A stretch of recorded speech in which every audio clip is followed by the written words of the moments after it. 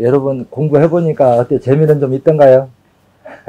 재미는 있죠. 재미있어요. 그래서 이 세상이라는 게 그래요. 어떤 세상을 빨간 안경을 끼고 사물을 보면 다 빨갛다고 보는 게 맞고, 녹색 안경 끼면 다 녹색이라고 보이잖아요. 그래서 누구나 자기가 앞서 배운 지식을 기준으로 사물을 볼 수밖에 없어요. 근데 전혀 다른 각도에서 이렇게 볼 수도 있구나. 이제 사람들이 생각 못한 게, 여러분들은 그렇잖아요. 기존에 뭐 동양의학이나 서양의학이 똑같이 있는 걸 배운다고 하면 여러분들 저한테 와서 배울 필요가 뭐가 있어요? 그렇죠? 기존에 있는 학문 배우고, 그것도 여러분 배울 필요 없어요. 병원에 가면 다 되는데, 먼저 배운 사람들이 하는데. 근데 막상 우리가 합리적인 생각을 갖는다고 하면, 여러분들 머릿속으로 생각해 보세요. 병을 고치는 게 어떤 것든지 정답은 하나 있겠죠. 그 정답에 가깝다는 병이 나서야 돼요. 그렇죠? 네. 그 공부 내용이 30년을 했던 100년을 했던 정답이 아니면 병이 안 낫는 거고, 정답은 하루만 배워도 병이 낫는 게 정답이라는 거라. 근데 이건 상식적 마인드거든요. 여러분들이 이제 정석적으로 배우려고 하면은 이게 최소한도 이제 사연료법이 한 50%고 처방학이 50%면 사연료법만 해도 강의 시간이 한 200시간 되고, 또 처방학까지 하면 한 400시간 되는데, 저는 그런 생각을 해요. 병원에 있는 의사가 각 제약회사에서 만드는 약을 한 사람 공부로 어떻게 만들어서 효능이 어떤가를 다 하나하나를 배우려고 하면 한 사람 두뇌로 가능할까요? 불가능하죠. 그렇지만 각 제약회사에서 만든 제품의 사용법만 안다면 어때요? 의사생활을 할 수가 있겠죠. 그러니까 사람이 한 사람 머리로서 이렇게 공부를 할 수 있는 게 한계점이 있다 소리거든요. 그러니까 여러분들은 이제 학생도 아니고 일반 대중으로 이렇게 접근하면은, 신천생리학은 외우는 공부가 아니잖아요. 그렇죠? 이해하는 공부죠. 그래서 제가 늘 초등학교 정도만 졸업한 지식을 가지고 있으면 하루 3시간씩 열이틀만 배우면 가족끼리 부작용 없이 사회라는 방법을 익힐 수 있고, 이걸 공부를 하다 보면 재미있으면 이제 남을 가르치려고 하면 한 2년 배워라. 근데 이제 여러분들은 지금 오늘 제가 이제 알고 있기로 1급도 몇 분 있고, 나머지는 이제 2급, 3급 이렇게 오늘 시험 보러 이제 오신 걸로 알고 있는데, 사실 이제 이 중국 문제풀이는 오늘 강의가 1시간밖에 안 돼요. 그래, 이게 큰 도움이 될까 하는 게 지금 의문점이 남거든요. 1시간 동안 제 강의로서요. 그래도 현실적으로, 여러분들 지금 요즘에 우리나라 코로나 때문에 지금 고통 많이 받죠? 이거 대응법 알고 계세요? 예. 알아요? 유튜브에 들었습니다. 유튜브에 들었어요? 네. 근데 제가 이렇게 솔직하게 얘기할게요. 제가 머릿속으로 안다고 해서 유튜브에다 모두 공개를 못 합니다. 왜냐하면 이 시끄러운 이런 거를 이용해서 장사한다 소리 들을까봐 제가 제일 두려운 게 그거예요. 나는 순수 학문으로 남기고 싶은데 내가 말을 좀 잘못하면, 그래서 여러분들이 이 공부를 탁 했으면은, 요즘 제가 오늘도 뉴스를 보니까요, 3일 동안에 1200명 정도면 하루 한 4000명 정도가 그 백신을 맞고 이상 징후가 나타났어요. 근데 인과관계가 밝혀진 게 단 한 건도 없다. 여러분 어떻게 들리세요? 근데 한편으로는 이해도 가요. 왜냐, 제가 현대의학을 엎질러진 물이라고 그러잖아요. 엎질러진 물이라고 얘기하는 게 뭐냐면, 자연의 이게 생리 이치라고 하는 게, 우리가 세상 이치로 설명하면 모두가 선하다 하면 악이라는 게 악이라고 하는 단어가 있을까요, 없을까요? 필요가 없어요. 모두가 악하다고 하면 또 선이라고 하는 게 필요가 없어요. 또 이렇게 밤과 낮이, 어둠과 낮이 정반대인 것 같아도 어둠의 끝은 낮이고 낮의 끝은 밤이거든요. 이게 서로 다 연결된다는 거예요. 이 말은 무슨 얘기냐고 하면은, 모든 생명체는 이제 끼리끼리 모여서 사는데요, 세균이나 바이러스만 끊임없이 진화 과정에서 돌연된 일을 만들어내겠느냐. 한번 여러분들 머릿속으로 상상해 보세요. 우리 몸의 항체도 끊임없이 새로운 돌연된 일을 만들어내겠는가. 여러분들 생각하세요. 진화는 더불어 상호 발전하는 거지 한쪽만 발전하는 게 아닙니다. 두 사람이 싸우면 한 사람만 싸움의 방법을 깨우칠까요? 두 사람이 다 깨우칠까요? 다 깨우치죠. 이게 자연의 섭리고 법칙이라는 거예요. 그래서 여러분들이 한번 객관적인 시각에서 보세요. 지금 전 세계적으로 고양이나 개를 먹이는 개나 애완견, 고양이를 먹이는 인구가 엄청나게 많습니다. 이놈들 감염될 가능성이 사람과 사람끼리 높을까요? 동물과 사람의 감염력이 높을 것 같아요. 여러분들 생각이 어때요? 그놈들은 사람 보면 핥고 맨바닥 그냥 다니고 하기 때문에 감염력으로 따지면 그놈들이 훨씬 높습니다. 근데 그놈들 코로나 바이러스 악화돼 갖고 죽었다는 거 몇 마리나 나오던가요? 그래, 항체가 뭐냐? 이거 생각하는 거 제가 이제 여러분들은 대응법을 알려주기 위해서 여러분들 유튜브를 좀 참고하세요. 요즘 정리 1시간 강의 때문에 짧게 이렇게 넘어가려고 하거든요. 그래서 이제 먼저 항체라고 하는 거는 이제 뭐냐고 하면 외부에서 세균이나 바이러스가 우리 몸속에 들어오면은 우리 몸이 1차 방어 수단이 있고 2차 방어 수단이 있습니다. 1차 방어 수단은 가래가 하는 거예요. 여러분들 기관지를 생각해 보세요. 기관지가 동굴이라고 생각하면 돼요. 동굴 벽에 가래가 끈적끈적한 액체가 다 붙어 있으면 우리 몸에 예를 들어서 봄에 꽃가루나 이물질, 먼지 같은 게 엄청 많은데 우리가 숨을 쉴 때 그놈이 폐에 가서 다 쌓인다고 하면 누구도 살 사람이 없어요. 근데 먼지구덩이도 살고 돌가루 군디에도 살아도 사람들이 견딘단 말이에요. 그러면 우리 몸은 그 방어하는 시스템이 있다는 거라. 그게 뭐냐? 기관지 이렇게 주변에는 작은 선모근이 있는데 이 선모근이 먼지나 이물질, 세균이나 바이러스가 들어와서 자극을 하면 마치 땀샘, 모근에서 땀 나듯이 그 가래를 밀어 올려가지고 그놈을 흡착을 해서 위로 넘기는 기능이 있어요. 이것이 먼지나 이물질만 흡착시키는 게 아니라 세균이나 바이러스도 그놈을 흡착을 시켜가지고 위로 넘긴다는 거예요. 그래서 감기에 잘 걸리고 안 걸린 사람의 차이점은 뭐냐? 이 가래의 농도가 뻑뻑한 사람은 어떤 현상이 일어나냐고 하면은 대부분 감기가 여름에 많이 걸려요? 겨울에 많이 걸려요? 겨울에 많이 걸리죠? 그럼 여러분도 생각해 보세요. 공기 중에 세균이나 바이러스가 여름에 많을까요? 겨울에 많을까요? 여름이 많지요. 습도가 많고. 근데 왜 감기가 여름에 안 걸리고 겨울에 많이 걸릴 거냐? 그 속에 있다는 거예요. 그게 뭐냐고 하면 겨울에는 온도가 춥잖아요. 온도가 추면은 우리 몸의 기관지 쪽에 피가 돌지 못하고 온도가 떨어지면 가래의 농도가 뻑뻑해집니다.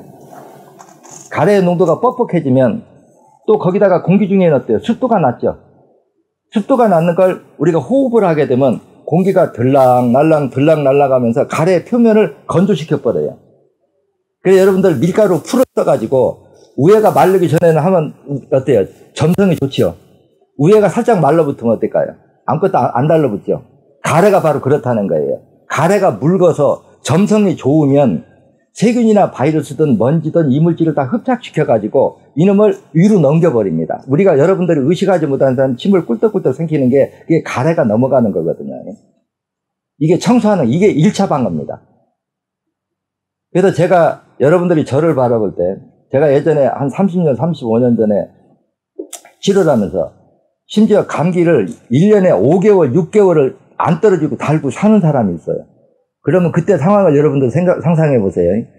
그 사람이 감기 바이러스가 종류가 내가 먼저 알았을까요? 몰랐을까요? 당연히 모르죠. 바이러스라고 말하는 거지. 그 이름이 내가 어떻게 아냐, 그 얘기라. 근데 지금까지 감기 치료해서 한 번도 완치 안 된 사람 못 봤다는 거예요. 그러면 어떻게 치료하느냐? 4번, 18번, 8번. 이거 빼가지고 감기 치료 안 된 사람 거의 없습니다. 그래서 감기 아예 안 걸리면 될 거 아니냐. 여러분들 지금 그중에 있던 바이러스하고 지금 코로나 바이러스하고 뭔 차이일 것 같아요? 전염력 차이예요. 조금 더 독한 놈이죠. 바이러스는. 네네, 바이러스 계통이.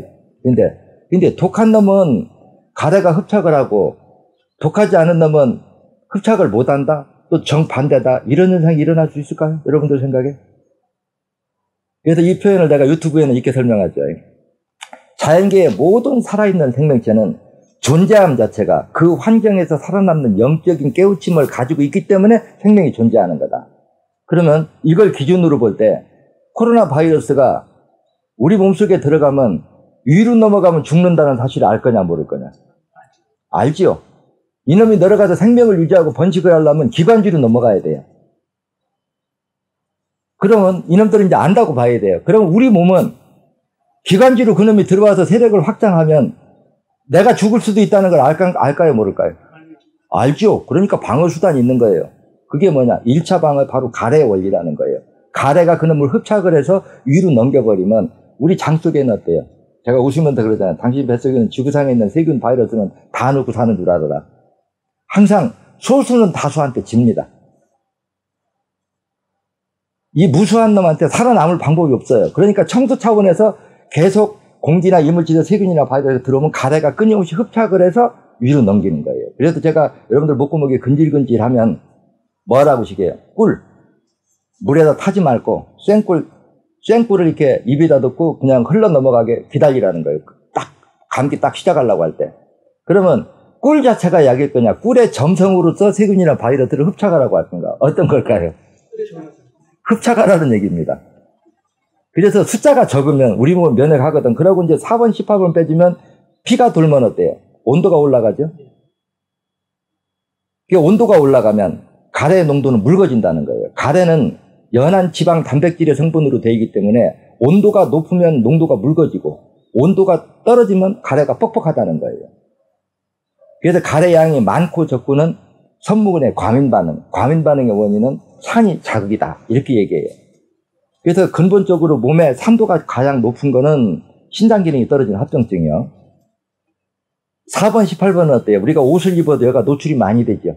네, 노출이 많이 되니까 여가 체온 보존하기가 어려우니까 온도가 떨어지면 여기에서 이제 어혈이 많이 쌓여서 피가 돌지 못하면 산소 공급이 안 되잖아요. 산소 공급이 안 되면 세포가 영양분을 소화 연도시키는 기능이 떨어지면은 열이 떨어지는 거예요. 산소 부족이 열을 떨어뜨리는 거다. 산소는 혈액을 통해서만 공급된다. 이렇게 하시면 돼요. 그래서 온도가 올라가면 그래도 천식 환자들 천식 하나만 고치라고 하면 내가 10명 하면 9명 반 고친다고 그러잖아요. 근데 지금 천식에 약 먹는다고 천식에 먹는 약이 뭘까요? 신경안정제, 가래 삭히는 약. 그거 먹는다고 가래의 농도가 묽으냐 뻑뻑하냐 이 차이점은 온도가 결정하는데 그 약 먹는다고 피끼리 뚫려서 피가 돌아서 산소 공급이 이루어지고 온도가 올라갈 가능성이 있느냐? 없어요. 그러니까 평생 이거는 피가 혈관이 막혀서 피가 돌지 못해서 산소가 부족함으로 온도가 떨어졌으면 피끼를 열어줘서 산소 공급을 해서 온도를 높여주는 치료행위인 거야. 근본 치료행위인데 약을 먹는다고 가래 삭히는 약 먹는 거하고 혈관 뚫리는 거하고 뭔 상관이 있느냐. 가래가 비정상적으로 많이 나온다고 해서 신경안정제 먹는 거하고 혈관 뚫리는 거하고 뭔 상관이 있느냐. 오히려 그걸 먹으면 어때요? 신경안정제 먹으면. 신장과 간이 망가지면 어혈은 더 생기고 혈관을 더 막아버리고 온도는 더 떨어지고 악순환이 되고 전부 이런 식이란 말이에요. 그래서 방향을 돌리면 다른 방법이 있다는 거예요. 그러면 이제 2차 방어는 뭐냐? 이제 항체요법이에요. 그 항체요법이라고 하는 건 뭐냐 하면 제가 서두에 개나 고양이 전 세계적으로 그렇게 많이 되는데 이놈들이 감염돼서 죽은 놈 몇 마리나 있더냐 반문하잖아요. 이제 동물도 병이 들어서 나약한 놈은 있겠죠. 이 개나 이런 것들은 어때요? 썩은 음식 막 먹지요. 썩은 음식 먹고 배탈 나던가요? 그 속에는 엄청 많은 세균이나 바이러스들이 얼마나 많이 있을까요? 위생관리도 안 하고. 밖에 나오면 땅 질질 긁고 다니고 주둥이 대고 다닌단 말이에요. 그래서 그런 쪽으로 보면 우리 인간한테 항체의 다양성을 확보해주는 거는 개나 고양이가 지대한 공을 하고 있다. 신천 생리학 쪽에서 보면 그래요. 항체 다양성을 확보해준다. 그 얘기예요. 막 사람 보면 막 핥고 입 맞추고 이러잖아요. 그러면서 인간한테 전해준다는 거예요. 그러면 외부에서 새로운 바이러스나 이제 코로나 바이러스 이렇게 세균이나 질병을 일으키는 세균이나 바이러스가 이렇게 해서 혈액 안으로 들어오면 장 속에 있는 미생물, 그러니까 만약 이거 항체 예비군이 이제 유익균이라고 하는 게 신천 생리학에서는 유산균, 유익균 항상 이렇게 설명을 하잖아요. 유익균은 항체 예비군을 유익균이라고 하는 거라. 그래서 혈액 속으로 들어오면 먹이로 필요한 생명체가 장 속에서 혈액 쪽으로 옮겨온 게 바로 항체가 생긴 거라는 거예요. 그런데 그동안의 현대의학은 우리 몸에 어떤 병이 오면 우리 몸속에 침투한 세균이나 바이러스의 종류가 뭐냐. 이걸 눈으로 봤으니까 그거 죽이는 약을 개발해요. 죽이는 약을 개발하다 보니까 어떤 현상이 벌어졌느냐. 그래서 저도 이제 공부할 때 그런 생각을 했거든요. 약을 쓴다고 하면 약의 약성에 원리가 있다. 원리가 있는데 그런 세균이나 바이러스를 죽이려고 하면 양리 기능의 이치가 뭘까? 이걸 한번 파고들어봐. 정리를 해봤어요. 한번 여러분들 지금 제가 책을 쓸 때 30년 전만 해도 세균이나 이런 바이러스 종류가 약 5만 종류, 6만 종류 요 정도 얘기했습니다. 근데 지금 한 30년이 지나니까 지금 160만 종류 언급 나와요. 학자들이요. 근데 이거는 그냥 많다 하면 돼요. 5만 종류도 엄청 많은 거고 160만 종류도 엄청 많은 건데, 그럼 160만 종류라고 가정합시다. 160만 종류의 모든 생명체는 다 주 성분은 지방 단백질로 구성되어 있다. 맞아요, 틀려요? 맞죠? 종류에 관계없이 세균이나 바이러스의 주 성분은 지방 단백질로 되어 있다는 거라. 성분의 구성원으로서. 그러면 이놈을 죽이려고 하면 어떤 물질의 변화를 일으켜야 죽습니다. 그 물질의 변화를 일으키려고 하면 두 가지 양리 기능이 있다는 거예요. 뭐냐? 응고시키거나 녹여버려야 죽어요. 아니라고 하는 생각 들어요? 생명이 작은 거를 그놈 들어가면은 응고시키든지 녹여야 그 생명을 죽일 수가 있다는 거예요. 그래서 세균이나 바이러스를 죽이는 약은, 그러면 지방 단백질을 응고시키는 건 뭐냐? 제가 항상 강산, 중산, 약산 소리로 노래를 부르죠. 유튜브에 보면은요. 그건 뭐예요? 약산은 혈액 속의 산소 부족을 유발하고, 중산은 혈액 속의 지방 단백질을 응고시키고, 강산은 지방 단백질은 녹이고 철분, 석회제, 칼슘, 콜라겐 성분을 응고시킨다. 녹이고 응고시키고 두 가지 행위를 한다. 이렇게 설명을 하죠. 그러면 이제 이거의 화학 반응의 원리를 알면은, 제가 코로나 이것이 지나가고 난 다음에 한 번쯤 이제 감염된 사람이나 이제 예방 백신을 맞은 사람은 피해가 좀 적어요. 그런데 감염됐던 사람은 앞으로 큰 후유증에 시달릴 거라는 거예요.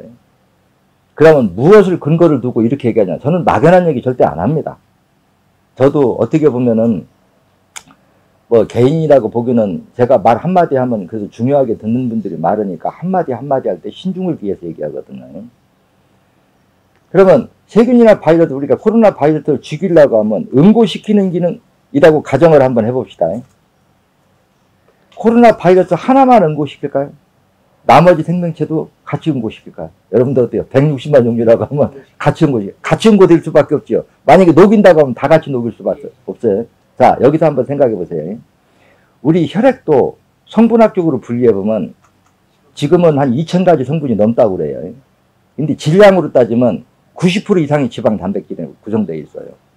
그러면 세균이나 바이러스를 응고시키고 죽이라고 쓰면 세균이나 바이러스만 생명체 그 장기만 응고시킬까요? 혈액 속에 있는 지방 단백질도 같이 응고될까요? 화학 반응이 일어나면 같이 일어날 거냐? 어떻게 일어날 거냐? 그 얘기예요. 그래서 그동안에는 항생제나 스테로이드, 호르몬제 이런 것들이 대부분 다 산이라는 거예요. 약들이. 그래서 항체 예비군, 유익균을 다양성을 다 잃어버렸다는 거예요. 개나 고양이는 항체 다양성이 예비군이 다양성이 확보가 돼요. 어떤 게 들어와도 그놈들이 혈액 속에 들어오면 우리 몸은 건강하다고 들어올까요? 아니면 먹이가 있으니까 들어왔을까요? 여러분들 생각해. 먹이가 있으니까 들어온 거예요. 식성 따라가는 거고. 그게 먹이사슬 연결고리거든요. 먹이가 있는 곳에는 항상 생명체가 존재하게 돼 있다는 거예요. 그런데 우리는 이미 항생제나 스테로이드, 호르몬제를 너무 많이 먹어서, 그래서 제가 예전에 30년 전에 강의하는 거 보면 동물한테 설사나 여러 질병을 갖다 예방한다고 사료에다 항생제를 막 섞어가지고 늘상 먹여놓으니까 국가로만 가면 항체, 군대가 없어져 버렸단 말이에요. 그러니까 세균이나 이런 전염성 질병들이 강에서 들어왔겠느냐, 아니면 군대를 다 없애버려서 들어왔겠느냐, 이렇게 반론을 하잖아요. 근데 지금은 동물한테 하지만 이거를 인간한테 하면 인간도 동물처럼 끌어다 묻을래. 그렇게 제가 반론했거든요. 근데 지금 어때요? 똑같죠? 지금 현재까지 전 세계적으로 오늘 아침 뉴스에 400만 명 이상이 죽었다고 그래요. 코로나로 인해서. 그러면 과연 이 방법밖에 웃겠느냐, 우리가 다른 길이 웃겠느냐, 이걸 한번 생각할 필요가 있다는 거예요. 근데 지금은 백신을 맞을 거냐 그러면 나한테도 맞아야 되는 거 전제로 깝시다 그래요. 그 왜냐? 이미 엎질러진 물이다. 내가 얘기하는 거 뭐냐? 이 말도 이제 여러분들이 시간이 나서 이제 오늘은 1시간짜리 강의니까 설명을 해주면, 그동안에 여러분들이 항생제나 스테로이드, 호르몬제를 많이 먹은 사람, 아랫배에다 손을 대봐서 아랫배가 냉한 사람은 무조건 백신 맞아야 됩니다. 근데 항생제를 많이 먹지 않고 아랫배가 따뜻한 사람은 유익균이 많기 때문에 그냥 내버려도 좀 지나면 항체가 저절로 생겨요. 지금 우리나라에도 보면 젊은 애들은 어때요? 피해 없이 자기가 감염됐는지도 모르잖아요. 그러면 감염돼가지고 감염됐는지도 모르고 넘어갔어요. 그 사람 혈액검사하면 항체가 생겼을까요? 안 생겼을까요? 생겼죠. 어디서 봤을까요? 잠수에서 옮겨왔다는 거예요. 내 이론이. 그럼 백신을 어떻게 만드느냐? 코로나 바이러스 균을 배양을 해요. 이제 이 부분을 여러분들이 이해를 해야 돼요. 근데 이게 코로나 바이러스 균만 배양을 하는 것도 있고, 요번 TV를 보니까 코로나 바이러스의 그 일부를 그 뒤에 조직을 떼다가 대장균에다가 접목을 시키는 거예요. 우리가 접붙이듯이요. 이제 식물 접붙이듯이. 그래갖고 그놈을 배양한 거예요. 근데 여기에 이제 이 논리를 알면 여러분들이 대응 방법이 나온단 말이에요. 뭐냐면 제 강의가 밤낮 얘기하면 그렇잖아요. 유산균은 세포가 분열하는 데 필요한 1000가지, 2000가지의 성분을 1차 가공하는 게 유산균이고, 식중독균이나 유해균은 같은 영양분을 먹고도 강산을 배설하는 게 식중독균이고 유해균이다, 이렇게 설명을 해요. 맞죠? 네. 30년 전이나 지금 하는 소리나 똑같아요. 그러면 코로나 바이러스나 균이나 대장균이나 먹고 소화시킨 배설물이 뭘까요? 여러분들 생각에. 강산이지 뭐예요. 지금 바로 내가 얘기한 게. 그런 유해균들의 배설물은 대부분 강산이라, 이것이 이제 질병을 유발하거든요. 그러면 그놈을 대량으로 배양을 해서 물리적인 힘으로 다 죽여버릴 수도 있고, 세포 분열을 못하게 반병신을 만들어서 우리 몸에다 넣어주는 거예요. 주사기를 통해서. 이제 넣어주면 여기가 이제 먹이가 있으니까 장 속에 있던 놈들이 어때요? 먹이가 있고 나고 혈액을 옮겨오면 이게 항체가 생긴 겁니다. 지금 현재 이 백신을 맞고 부작용이 나는 게 혈전이 생긴다고 그러죠. 혈전이 생기는 건 뭘까요? 중산이죠. 네. 그리고 아나필러스인가 뭔가 쇼크가 일어나는 거 있죠. 이건 신경선의 피복이 벗겨져서 합선이 되는 겁니다. 근데 이제 백신을 맞기 전에, 그러니까 이걸 이렇게 이해하면 돼요. 제 강의 중에 우리 인체 말초 모세혈관을 100으로 볼 때 50%가 막혀도 아무 증세가 없고, 자신의 나이 %만큼 막히며 90% 이상이 막히면 심장이 피를 당겨도 안 딸려오고 앞으로 품어도 안 빠져나가면 심장이 멎어서 사망하는 건 누구도 피해갈 수 없다. 이 얘기를 자주 반복하죠. 그러면 이미 85%가 막힌 사람이 5%가 백신을 맞고 5%를 더 보태주면 어떻게 될까요? 사망에 이르는 거예요. 근데 여기서 또 변수가 있어요. 뭐냐면 우리 몸은 한 몸이라고 해도 혈관이 많이 막힌 데가 있고 적게 막힌 데가 있습니다. 백신을 맞기 전에. 그러면 많이 막힌 데는 상대적으로 산도가 더 높아요. 피 유속이 느리기 때문에.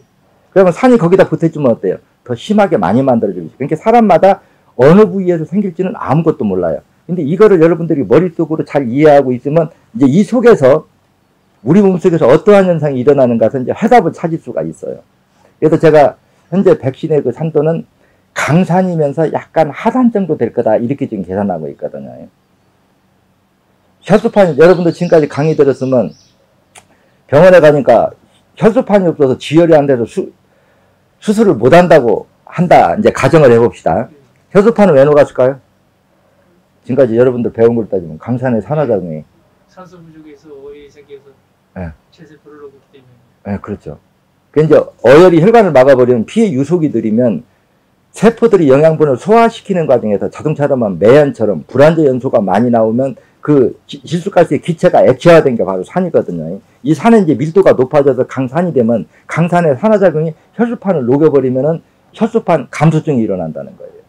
그럼 지금 백신을 맞고 혈소판 감소증이 일어나고 혈관이 뇌출혈로 터지고 한 게 전부 뭐예요? 강산이죠? 예.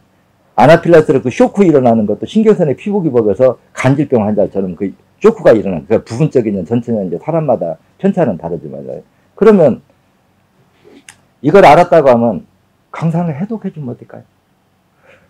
여러분들 그런 생각 안 해봤어요?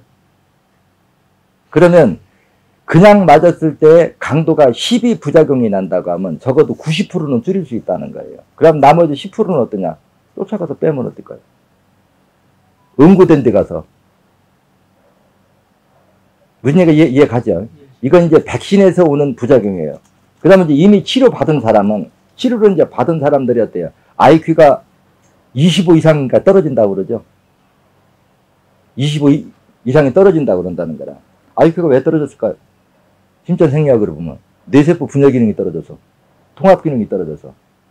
뇌세포 분열 기능은 왜 떨어졌어요? 영양 공급이 안 돼서. 영양 공급은 왜 안 됐어요? 혈관이 막혀서. 지금 뇌혈전증 어쩌니 나오죠. 그러면 이런 것들이 지금 쓰이는 약들이 대부분 산이라고 하는 걸 명심하라는 거예요. 치료제도 그렇고 백신도 그렇고 그 속에는 이제 미생물을, 세균이나 바이러스를 죽이는 것도 산이라는 거예요. 산이. 그걸 쓰다 보면 혈액 속에 있는, 그러니까 세균이나 바이러스만 그걸 응고시키는 게 아니라 혈액 속에 있는 지방, 단백질도 함께 응고시키기 때문에 어혈의 양이 엄청 많아진다는 거예요. 그래도 혈관을 막아버리면 현대의학으로는 속수무책이잖아요.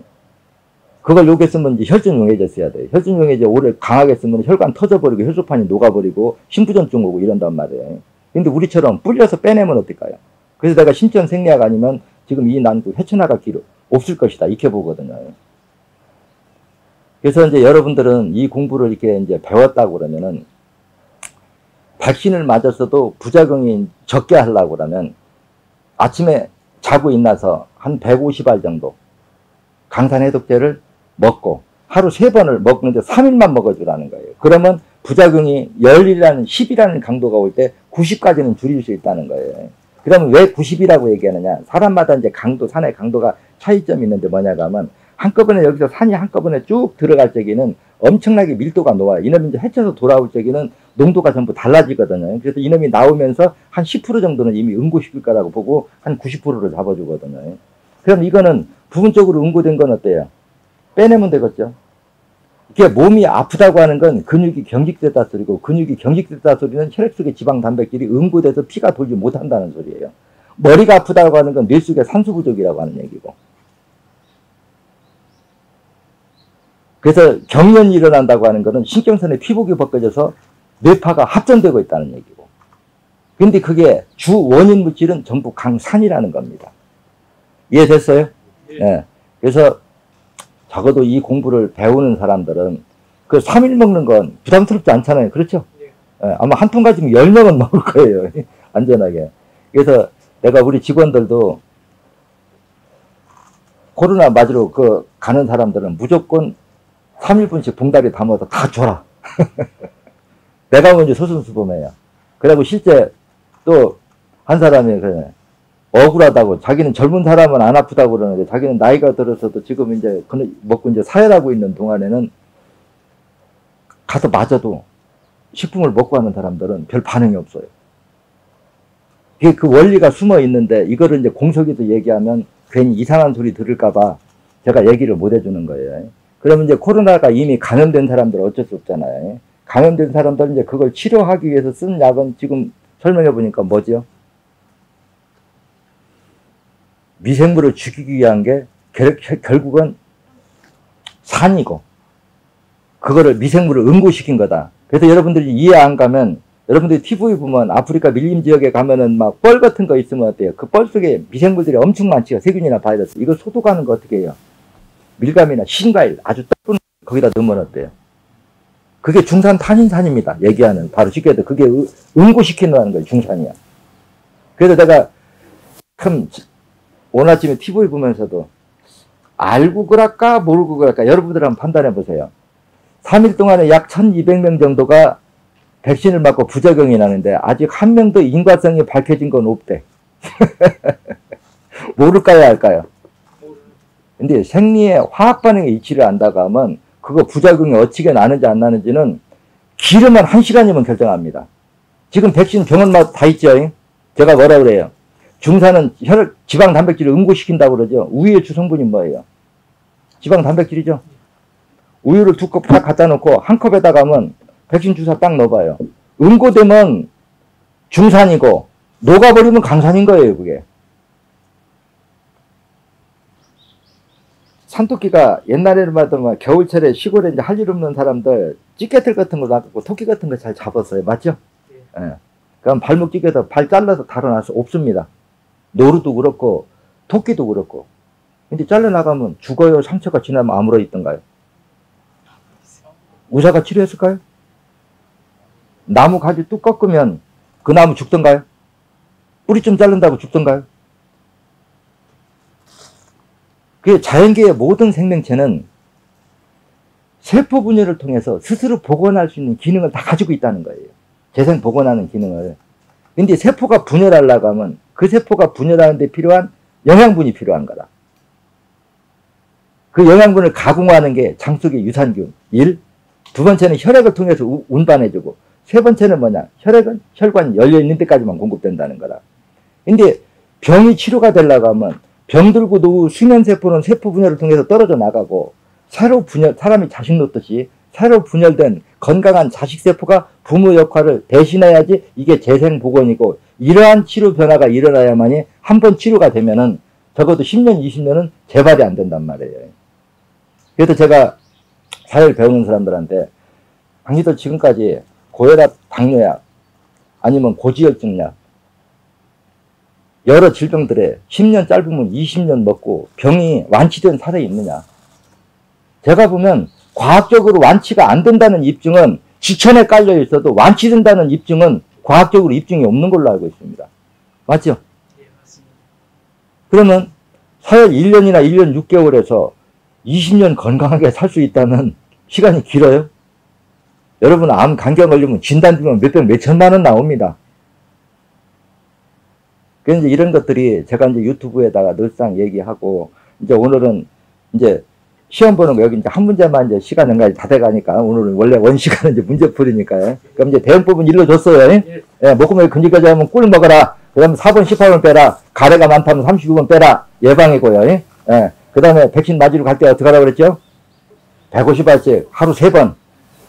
3일만 먹어. 그러고 나서 머리가 띵하면 1번, 9번, 가슴이 답답하면 5번, 30번, 허리가 아프면 6번, 14번, 이렇게 빼주면 그냥 넘어가요. 무슨 얘기가 이해됐죠, 그거는요? 그래서 여기 11번 문제 하나 이제,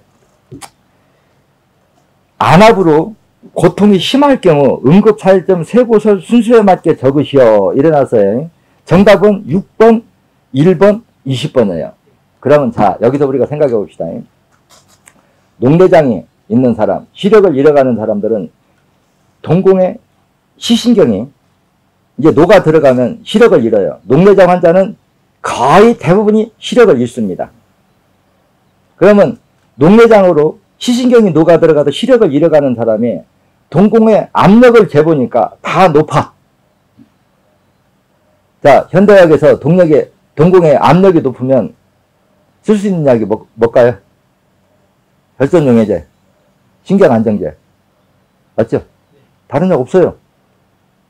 그리고 지켜봅시다. 하지요. 녹아 들어가는 거. 녹내장 완치 사례 있을까요? 단 한 건도 없습니다. 현대의학에.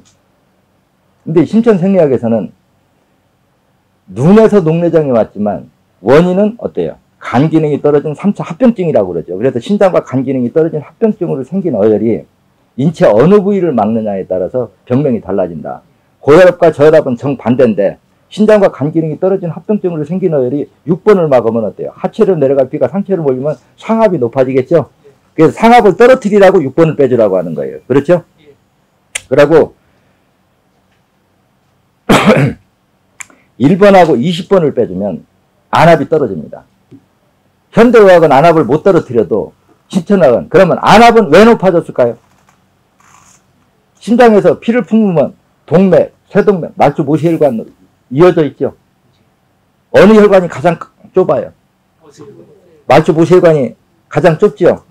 말초 모세혈관이 앞에서 막고 있는데 뒤에서 심장이 계속 피를 품으면 중간에 압이 높아지면, 압이 높은 부위는 피가 돌까요, 못 돌까요? 못 돌고 있다는 얘기죠. 피가 못 돌면 고인물은 어떻게 돼요? 썩죠. 그래서 보면 신천생리학에서는 산도가 높아진다 그러잖아요. 혈관을 막은 지 시간이 오래될수록 산도가 높아지면 산의 강도에 따라서 화학 반응, 응고물질이 달라진다. 그래서 중산은 응고시키고 강산은 녹여요. 그래서 피가 못 돈 시간이 길어져서 내가 피가 썩었다는 게 강산이거든요. 강산의 산화작용이 시신경을 녹아버리면 실명하는 거예요. 근데 지금 하는 방법이 핏기를 열어줘서 압을 떨어뜨리는 동공의 피의 유속을 빠르게 하는 방법이 있느냐? 없습니다. 그래서 요즘도 백신 맞고 1200명이나 이상 징후가 나타나는데 과학적으로 밝혀진 게 없다고. 당연히 밝혀진 게 없죠. 그거 주사 맞고 혈액 속에 지방단백질이 응고됐는데 산의 화학방으로 응고된 물질을 두고 옛날에 있던 어혈인지 지금에 있던 어혈인지 과학적으로 어떻게 밝혀요? 또 신경선에 머리카락 긁기에 아나필라스 그 쇼크가 일어난 거는 신경선이라고 하는 건 머리카락 긁기의 10분의 1밖에 안 됩니다. 그 신경선의 피복이 벗겨져서 어느 부분이 합선이 일어났는지 현대과학이 사진 찍어서 어떻게 밝히냐고 얘기해요. 현대과학은 통계과학입니다. 그러니까 통계적으로 누가 얘기하기 전에는 아무도 자신이 없는 거예요. 그래서 내가 현대의학 쪽에는 생리치와 화학반응이치 진단시각 자체가 빠져있다. 50%가 진단시각에서. 그래서 이것 플러스 성분학, 해부학, 통계과학이 합쳐져야 올바른 진단법을 찾아낼 수가 있는데 현대의학에서 생리치, 화학반응이치. 그래서 제가 이렇게 반문하잖아요. 간이 피를 여과하는 기능이 중산 탄인산을 먹어치우는 게 피를 여과하는 기능이에요.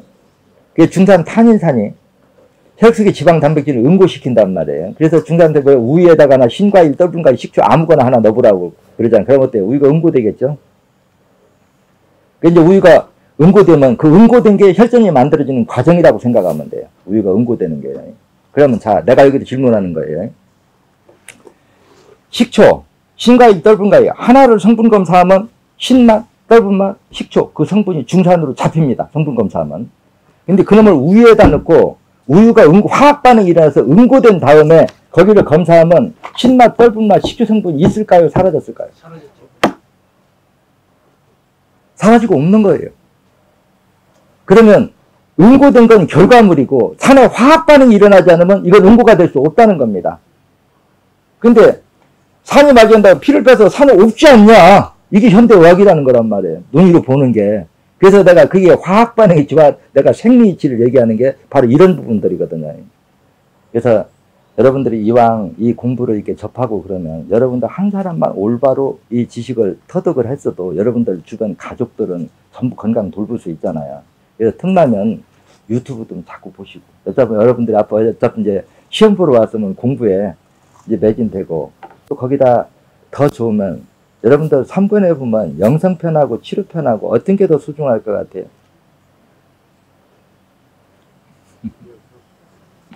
여러분들 삶의 질은 영성편이 여러분들의 운명을 결정하는 데 더 큰 관건입니다. 그래서 사람이 내가 이렇게 공부를 해보니까 돈이 없어서 뭐를 못한다, 배움이 부족해서 못한다, 이건 핑계예요. 여러분들 자동차는 좋은 차나 나쁜 차나 운전하는 습관은 사람이 결정해요? 자동차가 결정해요? 사람이 결정하죠. 여러분들의 육신은 누가 결정해요? 여러분들 육신을 운전하는 것. 여러분들의 영혼, 마음입니다. 그 여러분들이 마음이 얼마나 이게 소중하냐고 하면은 여러분들도 아마 살면서 그럴 거예요. 매너가 안 좋은 사람 같이 상대하고 싶던가요? 상종하기 싫죠? 그 매너는 그 사람의 인성이에요. 합리적인 사고력. 근데 제가 지금 요즘 사회를 보면은 완전히 공짜 심리. 결국은 이제 화폐 가치 떨어져서 국가 경제가 파탄나죠. 이런 얘기는 길게 하면 그렇죠. 근데 제가 이렇게 저는 세상을 삶의 이치로 이렇게 바라볼 때 세상은 제가 보면 그래요. 절대 공짜 없습니다. 그렇죠? 노력의 원인제공을 해야 결과로서 모든 걸 얻어야 자연의 법칙에 맞는 거지 자연의 법칙을 율법을 어길 수 있는 생명체는 자연계에 없습니다. 신전 생리학은 자연의 법칙인 율법, 법칙이거든요. 그래서 여러분들이 이왕 이 공부를 이렇게 배우면 어디를 빼면 어디가 무슨 병이 낫고 이건 중요한 게 아니에요. 여러분들이 먼저 배워야 될 건 내가 무엇을 잘못하면 어떤 부작용이 오는가. 그래 영양분이 부족할 때, 철분이 부족할 때, 염분이 부족할 때 어떤 부작용이 오는가. 그리고 또 혈관이 막혀서 피가 묻던 시간이 길어지면 어혈이 섬유질화돼서 굳어버리거든요. 아무리 빼도 안 나옵니다. 또 어떤 사람은 피부가 녹아서 없어지고. 그럼 이런 것들이 왜 그런 현상이 일어나고 이제 이런 것들을 해결해 주는 게 내가 여기서 본사에서 이제 해결해 주면 그냥 하는 것보다는 월등히 시간이 단축되거든요. 그래서 이런 점들에 대해서 여러분들은 좀 깊이 있게 배워야. 그래서 한 사람만 똘똘히 배우면 제가 모르는 사람에게 제발 똑똑한 척 하지 말고 한번 여러분들 이런 생각 해보십시오. 지금 있는 학문이 병을 치료하는데 정답이었다면 병이 나아야 되죠. 근데 병이 완치가 안 된다면 뭔가 잘못됐다고 인정할 수밖에 없죠. 근데 우리 방법은 병이 나요. 그럼 어느 게 정답일까요? 병이 낫는 게 정답이죠. 그러면 병이 낫는 정답을 자꾸 쪼개다가 안 낫는 데다 갖다 붙이면 어떨까요? 안 낫는 방법을 자꾸 갖다 붙여놓으면 그거 붙인 만큼 효능이 떨어지고 부작용이 나타나는 거. 그래서 여러분들 내 공부를 다 설명하려고 하면 400시간 나도 힘들어서 못 하거든요. 그래서 제발 좀 배울 때는 여러분들 생각 보태지 말고 앞서 배운 사람이 시키는 대로 좀 그대로 따라하고, 세상은 정제 공짜 없고 총량의 법칙이라고 딱 있더라고요. 결국은 빼고 안 먹으면 그 부작용 나타나면 이 다음에 반드시 그 이상의 대가를 치러야 됩니다. 그래서 내가 이 공부를 이렇게 보급하다 보니까 자꾸 사열은 이걸로 하고 보사의 균형은 자기가 맞춰보려고 도전한 사람, 지금까지 30년 동안 어느 한 군데도 성공한 사례 없습니다. 그래서 내가 답답하니까 그 말을 돌려서 그렇게 얘기하잖아요. 지금까지 역사적으로 일주일 가격으로 300cc, 500cc를 1년이고 2년이고 빼본 사람 있으면 한번 나와봐라. 빼봐야 어떤 부작용이 오는가를 알고 그 해결책을 연구한 게 바로 신전 생리학인데, 그동안의 모든 처방전이나 이런 것들은 사혈을 안 하면서 약의 강제기능으로 치료하는 약으로 발전했지, 나처럼 피가 만들어지는데 필요한, 여러분들 세포분열하는데 약이 필요할까요? 영양분이 필요할까요? 내가 그걸 물어볼게요.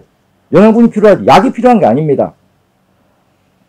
근데 내 뱃속에 아랫배가 싸늘해서 식중독균만 있으면 아무리 좋은 영양분을 넣어줘도 세포가 분열하는데 필요한 영양분이 가공이 안 된다 소리라. 이걸 가공해서 넣어주는 거란 말이에요. 그래서 우리는 식품이라고 약이라는 용어를 안 쓴단 말이에요.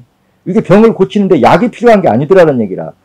세포가, 병든 세포가 떨어져 나가고 자식세포, 건강한 세포가 세포를 분열을 해서 그 자리를 메워야 그게 재생복원이고, 이런 치료 변화가 일어나야 10년, 20년 재발을 하지 않는데, 이때 약이 필요하냐, 영양분이 필요하냐, 세포가 분열하는데, 조금만 생각해보면 답을 찾을 수 있는데, 무슨 신비의 명약, 기적의 명약이면 치료제가 나올 걸로. 그래서 내가 그러잖아요. 전 세계인이 인간의 질병을 치료하기 위해서 자연계에 있는 약조 안 써본 게 있거든요.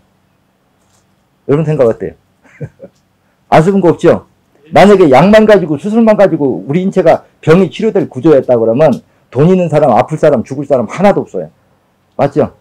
그래서 여러분들은 합리적인 사고를 이해를 하고 키워야지, 약을 먹지 않아도 당수치도, 혈압도, 심부전증도, 고지혈증도 완치가 되는 방법을 놓아두고, 그래서 저도 그동안에 이제 왜 이런 얘기를 강력하게 못했냐고 하면, 내가 주인이라 못했어요. 우리 식품회사가. 내가 돈 때문에 이거 한다고 그 소리 듣기 싫어서요. 그래서 내가 저 위로 이제 올라가려고 하면은 어떤 마음으로 올라갈까요? 간여 안 하려고 올라가는 거죠. 지금 하던 공부 정리하고, 이제 올라가면 그동안에 공부한 거, 이제 전부 더 깊은 공부를 원하는 사람들 이제 공부하는 그 자료 만들어 놓는 일을 좀 중점적으로 하고, 앞으로는 이제 마음 공부하는 거예요. 이제 영성편 이쪽에 대해서 좀 치중하려고 나름대로 지금 준비하고 있습니다. 그러니까 여러분들 오늘 이렇게 만나서 반가웠고요.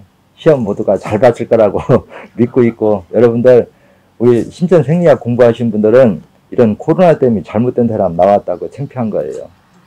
그렇죠? 그래서 이 말귀만 잘 알아들으면 얼마든지 대응할 수 있는 방법이 있다. 그래서 백신은 마지막적으로 맞아야 된다. 왜냐? 이미 엎질러진 물이에요. 항체의 다양성을 잃었기 때문에 이제 해야 되지만, 그동안에 이제 항생제도 안 먹고 스테로이드 호르몬제도 안 먹고 아랫배가 따뜻한 사람은 이게 좀 그건 극소수겠죠.